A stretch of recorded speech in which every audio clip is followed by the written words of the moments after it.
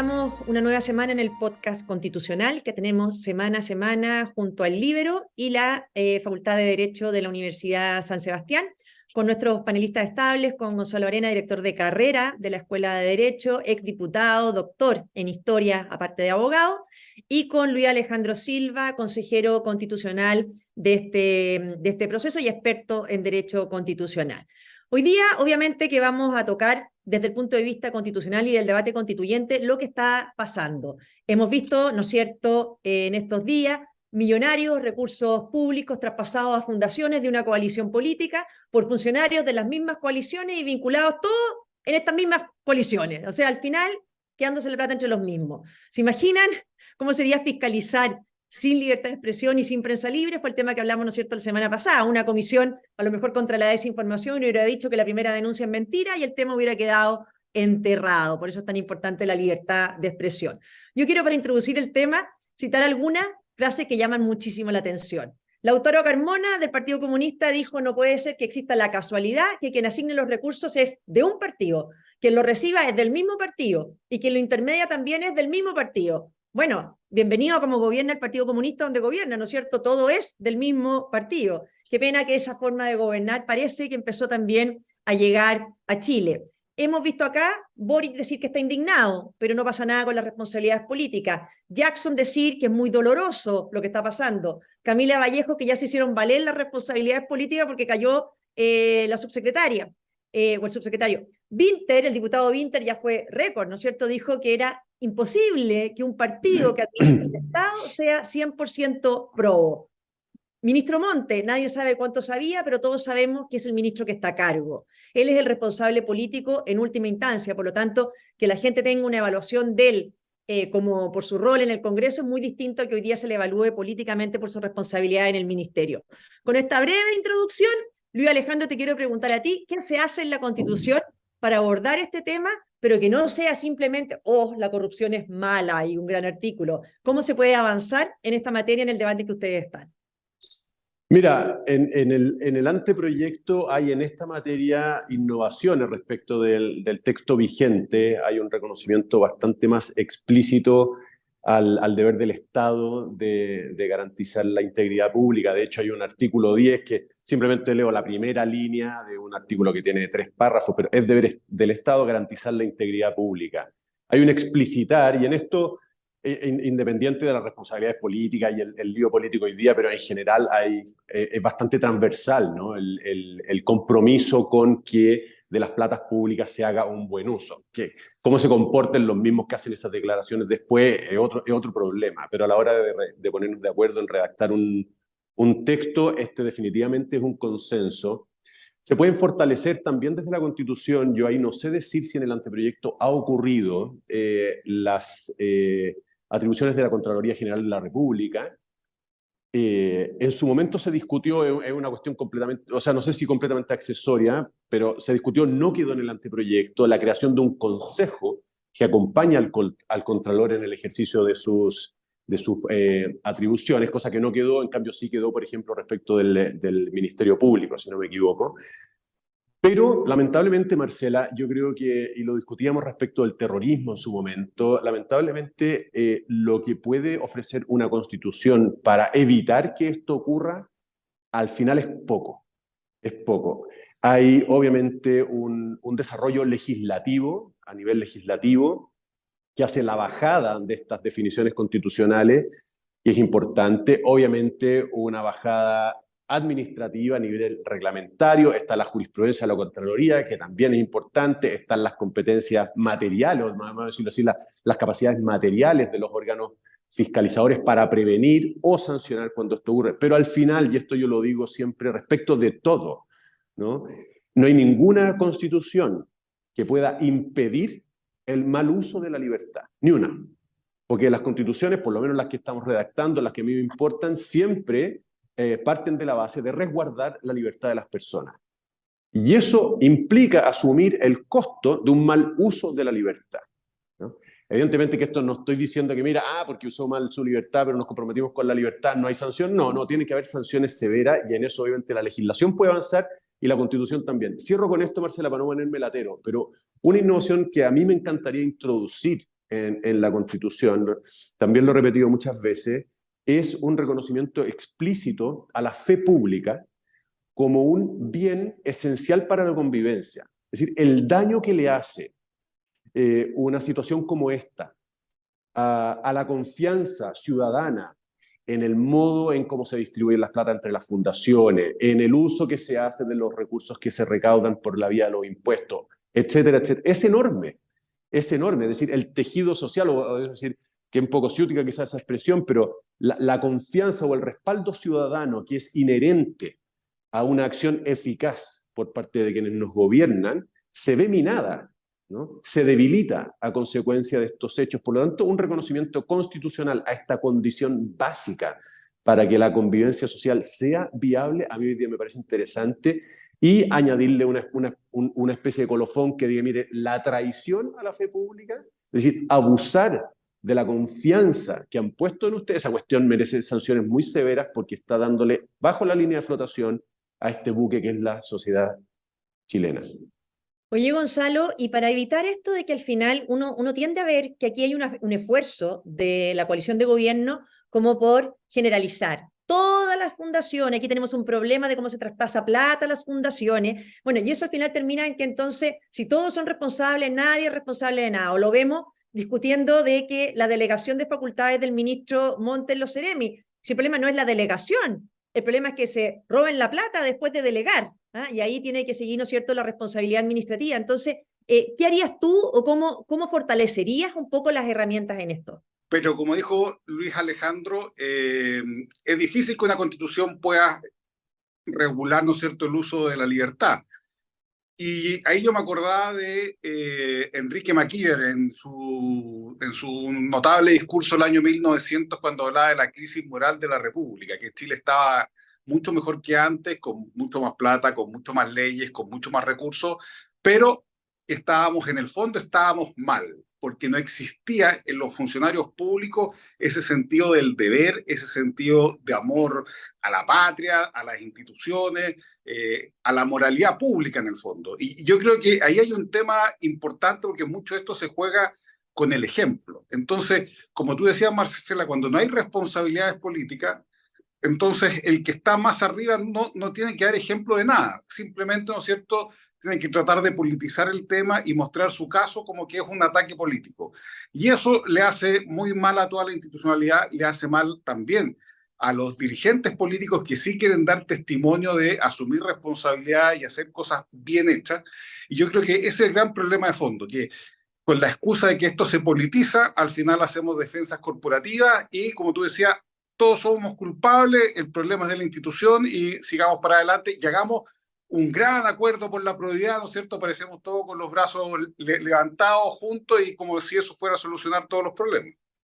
Exacto, yo creo que ahí, y lo que dices tú, se está dañando al funcionario probo, a la fundación que hace la pega, etcétera, al no asumirse la responsabilidad. A mí me llama mucho la atención, ¿no es cierto? El presidente Boric, de nuevo, o sea, se manifiesta indignado, pero hoy día lo vimos blindando a las autoridades, etcétera. O sea, aquí la verdad que hay mucha confusión. Respecto a la Contraloría, tú algo dijiste, Luis Alejandro, no sé si se puede hacer algo más. Vimos la Contraloría paralizar, ¿no es cierto?, los decretos de toma de razón de los traspasos de plata a fundaciones. Claro, porque en el fondo solamente se toma razón, para que la gente entienda, los decretos por sobre, o sea, los traspasos por sobre un cierto monto. Bajo ese monto no requieren trámite de toma razón. Pero ¿qué hace muchas veces el sistema? Fracciona los pagos para evadir a la Contraloría. ¿Qué les parece a ustedes, así en breve, la medida que tomó el Contralor en estos días? O sea, la medida del Contralor a mí me parece un mínimo de prudencia, definitivamente.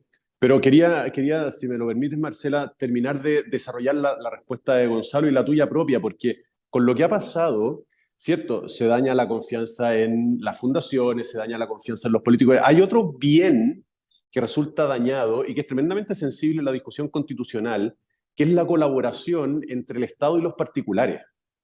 Creo que fue el domingo pasado cuando se desató este escándalo, hubo algún columnista que se preguntaba qué hacía una fundación, es decir, una asociación privada, una forma de asociación privada, qué hacía una fundación paliando, ¿no es cierto?, una necesidad pública como la pobreza o puedes imaginarte cualquier otra, cuando es un deber del Estado. ¿no? Esa es la pregunta que se planteaba, que en el fondo es una pregunta sobre la subsidiariedad. Es decir, y la pregunta es válida, ¿debe el Estado, ¿no?, delegar o hacer partícipe a los particulares en la satisfacción de necesidades públicas como la erradicación de los campamentos o, pongamos un tema súper actual, la salud o la educación, ¿no? Entonces, lamentablemente, esta situación en la que estamos ahora de contingente también daña la confianza en una colaboración virtuosa entre el Estado y los particulares y puede llevar a extremismo, ¿no? Para uno y otro lado, es decir, mira, el Estado es absolutamente innecesario, dejemos todo en manos de los privados porque ya vemos cómo se comporta el Estado, y desde la otra orilla decir justo lo contrario, pero basada en la misma evidencia fáctica, que decir, oye, eliminemos a los privados de una vez por todas, a los particulares de la ecuación, y dejemos en manos exclusivas del Estado la satisfacción de estas necesidades públicas. Y obviamente ni una ni otra fórmula creo yo que son sanas para el bien común, ¿no? Entonces, esa es otra... ¿sí? Sí, ahí yo creo que para precisar, porque también fue la Paulina Bodanovich, creo que también abordó ese tema. Aquí lo que hay un abuso desde el Estado, de funcionarios que estaban en el ministerio, ¿te fijas? Favoreciendo a fundaciones de su coalición política. Entonces, el abuso es del Estado, no es como que viene desde el desfalco de platas del Estado, porque tiene a los funcionarios enquistados ahí, de la misma coalición que están haciéndole el favor a estas fundaciones, ¿no?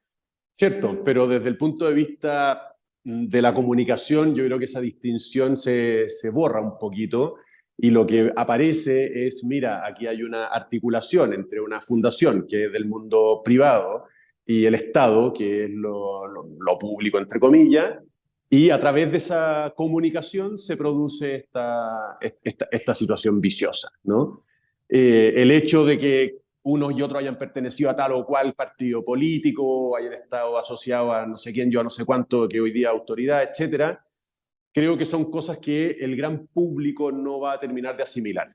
Y aquí simplemente va a ver que había una fundación diseñada para hacerse cargo de una necesidad pública, erradicación de campamentos, y que sirvió como tapadera para sacar plata de manera irregular, ¿no? Creo que esa va a ser la gran lectura y ahí es donde se produce el daño. Está bien, pero yo ahí discrepo, porque es una fundación de dirigentes de un partido político asociados con funcionarios del mismo partido político en ese ministerio de los mismos para pasarle plata a los mismos, y incluso estamos en discusión ahora de las platas políticas. Gonzalo, ¿cómo lo ves tú, el tema de Contraloría y estas otras vertientes? Sí, bueno, mira, ahí hay un tema que puede sonarme medio contraproducente, pero yo creo que a la larga es bueno. Quizás la Contraloría debería tener un sistema de tribunales de cuentas mucho más transparente, mucho más expedito, que sea una verdadera justicia administrativa y que para llegar un tema de corrupción a discutirse en la Cámara y en el Congreso como acusación constitucional, etcétera, tenga que existir una sentencia por parte de un tribunal administrativo previo. No se te escucha bien, Gonzalo, no sé si cambiaste algo. ¿Sí? ¿Ahí sí? Ahí sí, dale. Entonces, que exista un tribunal especial o tribunales especiales de la Contraloría, como los tribunales de cuenta, etcétera, pero que sean transparentes, rápidos, etcétera, que hagan obligatorio que alguien sea condenado primero para después hacer valer las responsabilidades políticas en la Cámara o en el Senado. ¿Y por qué digo esto? Porque cuando empieza al tiro el tema político y empezamos con interpelaciones y acusaciones constitucionales, la defensa corporativa es de inmediato, ¿ah? Entonces hay que defender al que sea, porque si no después van a llegar contra el presidente, y por lo tanto las comisiones investigadoras al final son comisiones políticas y la gente siente que no se hace nada y no queda nada en limpio, sino que solamente aprovechar 30 segundos de cuña para decir algo. En cambio, si hay un proceso previo, administrativo, especializado, que diga, este señor robó platas o este señor tiene responsabilidad administrativa, cuando ese tema lleva al Congreso, ahí ya las defensas corporativas son distintas. Ahí ya entramos a ver de verdad lo que ha ocurrido, y yo creo que eso sería sano para el sistema político, de que esto no siempre se entrampe en discusiones que no llevan a nada. Eso es una buena, ahí hay una propuesta, Luis Alejandro, que puede ser interesante para analizar. ¿Cómo ves tú la vertiente también del tema de la lista de platas políticas? De que esto hubieran sido también mecanismos para financiar el apruebo. Bueno, de nuevo, yo creo que lamentablemente la Constitución es poco lo que puede hacer, hasta donde yo sé, pero corríjanme ustedes dos, por favor. La única referencia explícita que haya a dineros a dineros y política tiene que ver con el financiamiento de los partidos políticos, ¿no? En este caso, el supuesto es distinto porque se trata de una campaña política, ciertamente, pero en donde los partidos políticos no jugaron, por lo menos visiblemente, un rol demasiado importante. Así que, de nuevo, creo que la Constitución en esto, más allá de sentar las bases, ¿no?, de un uso correcto de las platas públicas y en particular, ¿cierto?, mantener esta distancia entre el dinero y la política, o del dinero y la política en todas sus formas, no puede ofrecer mucho más, lamentablemente, y en eso la Constitución siempre se va a quedar corta. Oye, hay ahí una cosa, quizás como un vacío, Gonzalo, te quiero preguntar, porque yo lo que entiendo es que se incorporó en la Constitución que si un parlamentario le acreditan financiamiento ilegal de su campaña, o falta de puede perder el cargo o algo así. Claro, ¿qué pasa con un plebiscito? ¿Te fijas? ¿Cómo ves tú el tema de la lista de las platas políticas? Sí, claramente. O sea, es que aquí ya tenemos que entender que los partidos políticos ya no son los que tienen el monopolio de la participación en campañas políticas. Hoy existen los movimientos sociales, existen muchos otros entes. Bueno, de hecho, para el último plebiscito se permitió que entes distintos a los partidos políticos pudiesen recibir plata e invertir plata. Entonces, las responsabilidades de ocupar esas platas tienen que ser mucho más allá del que salió electo. Entonces, quizás hay que buscar una forma de que todo aquel que maneja platas públicas en una posible campaña electoral sea igual de responsable y existan sanciones como corresponde. O sea, yo creo que ahí todavía hay un tema que, si bien hemos avanzado mucho en la transparencia de las platas políticas, como éramos hace 20 o 30 años atrás, todavía quedan muchas modalidades de financiamiento que están dando vuelta y a las cuales no le hemos hincado el diente y que pueden generar este tipo de situaciones. Perfecto, yo, bueno, quiero ya ir redondeando porque sé que aquí también el consejero tiene que irse a sesión y todo. Bueno, simplemente terminar que aquí todos, frente a un hecho de esta gravedad, todos tienen que hacer su apega. O sea, la oposición tiene que fiscalizar y perseguir las responsabilidades políticas, sobre todo cuando tenemos un presidente que pasó de declararse indignado a blindar a su equipo, y los consejeros constitucionales tienen que también hacer su pega, creo yo, como lo hemos hablado tantas veces. Las constituciones están hechas para regir por décadas, pero son hijas de su tiempo. Estamos viendo esto y, por lo tanto, si hay que fortalecer mecanismos o ideas como las que ha propuesto Gonzalo, ¿no es cierto?, para hacer efectivas responsabilidades frente a algo tan sensible para todos los chilenos como el uso de la plata pública, bueno, profe Silva, ahí encomendamos la misión. ¿Ah? Muchas gracias a los dos. Un placer. Gracias. Adiós.